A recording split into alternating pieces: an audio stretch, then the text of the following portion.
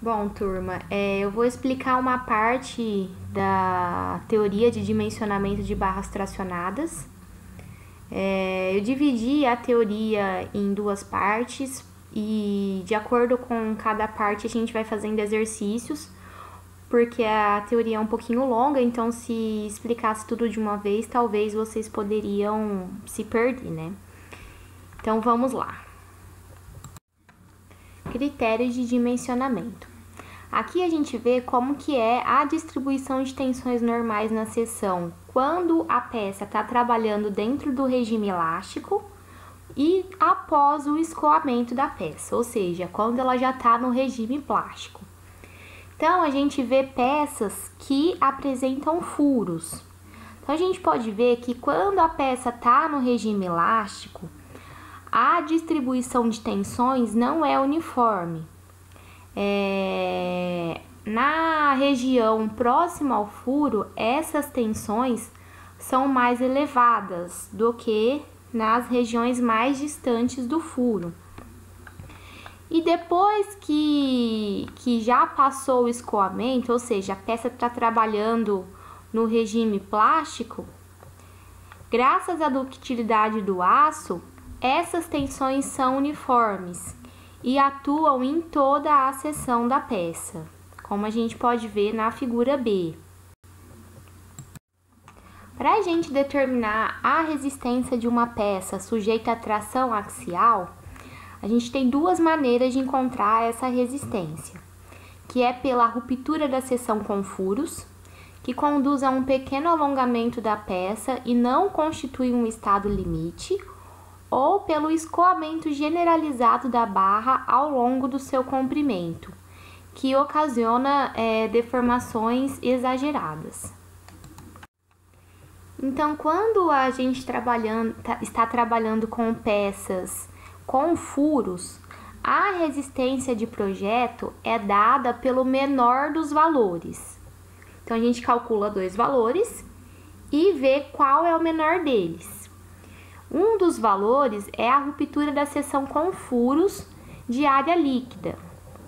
Então, essa resistência de projeto RD, ela é igual à área líquida vezes a tensão de resistente do aço, dividido pelo γ2, que a gente considera ele com um valor de 1,35, quando o esforço normal de solicitante decorrente de uma combinação normal de ações.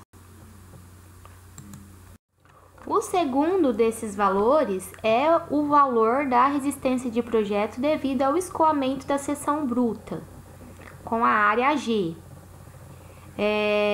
Então, essa resistência de projeto é calculada pela área bruta, vezes a tensão FY de escoamento, a tração do aço, dividido pelo γ1, que vale 1,10, também considerando um esforço normal solicitante decorrente de combinação normal de ações.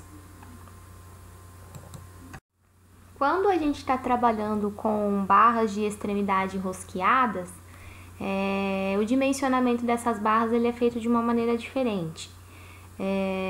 Essas barras rosqueadas nas extremidades, elas possuem um diâmetro igual ou superior a 12 milímetros, que é o mesmo que meia polegada. Então, esse dimensionamento é determinado pela ruptura da seção da rosca. Então, esse valor é calculado por 0,75 da área bruta vezes a tensão de ruptura do aço, dividido pelo γ2, que vale 1,35. Esse valor tem que ser menor ou igual à área bruta vezes a tensão de escoamento FY, dividido pelo γ1, que vale 1,10. Área da seção transversal líquida de peças tracionadas com furos.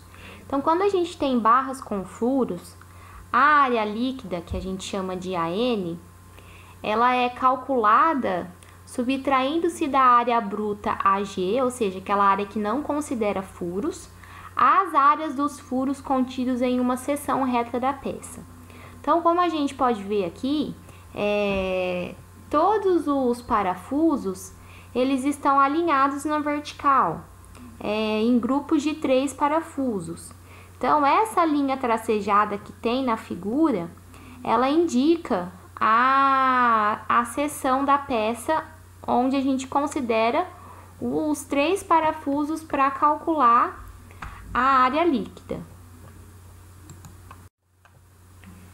Diferente da figura anterior, onde os parafusos eles estavam alinhados, aqui a gente vê que os parafusos estão enviesados. Então, quando isso acontece, esse tipo de furação, a gente precisa pesquisar os diversos percursos que pode passar a tensão para encontrar o menor valor da seção líquida. Ou seja, a peça ela pode romper em qualquer um dos percursos que a gente pesquisar para atingir a ruptura da peça de um lado ao outro. Então, um dos percursos que a gente pode encontrar é o 1, ou seja, essa linha tracejada na vertical que une os 2 primeiros parafusos que estão alinhados. Um outro percurso que a gente pode ter é o 1, 2, 2, 1. Ou seja, ele pega o primeiro parafuso de cima, depois ele vai para o percurso 2, atinge o parafuso da segunda faixa e volta para o parafuso dessa linha tracejada vertical, que é o parafuso de baixo. Então, esse é um segundo percurso que pode ocorrer. O comprimento desses segmentos enviesados que a gente viu nos percursos, eles precisam ser calculados. Então, a gente trabalha com um comprimento reduzido. Então, esse valor do comprimento do percurso, ele é calculado por G mais S quadrado dividido por 4G. O valor do G é o espaçamento vertical entre 2 parafusos. E o S é o espaçamento horizontal entre 2 parafusos. Então, os valores vão depender da disposição dos parafusos.